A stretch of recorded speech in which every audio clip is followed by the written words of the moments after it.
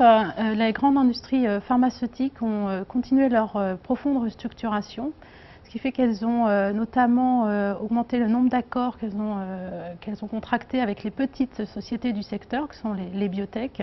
En effet, la grande industrie est en panne d'innovation, tandis que les petites biotech, elles, sont source d'innovation majeure. L'autre fait marquant de 2009, c'est une baisse drastique des investissements.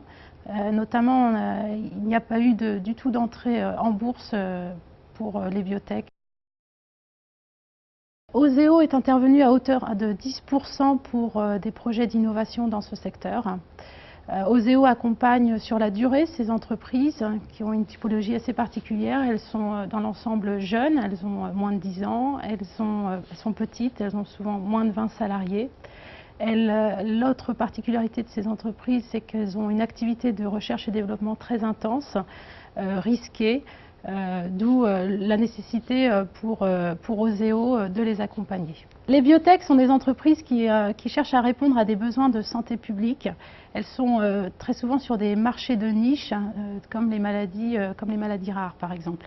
Du coup, elles sont fragilisées, elles font des programmes de recherche longs et coûteux, d'où la nécessité de coordonner tous les acteurs du financement. Elles ont recours beaucoup aux investisseurs et on voit même un effet presque de label d'Oseo auprès de ces investisseurs pour ces entreprises.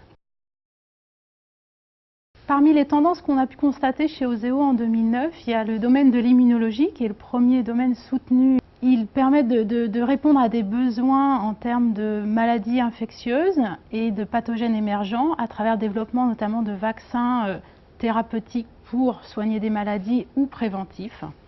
L'autre tendance qu'on a constatée et qui se maintient et qui a commencé depuis quelques années mais qui est très prometteuse, c'est la médecine personnalisée, donc qui veut en fait donner le bon médicament au bon patient.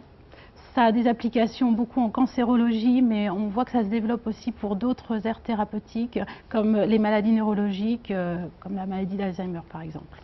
Enfin, l'autre tendance qu'on peut voir et qui est émergente, c'est l'utilisation croissante des nanotechnologies dans la santé, avec par exemple des applications pour améliorer des nouvelles formulations de médicaments, pour que le médicament aille au bon endroit, au moment voulu.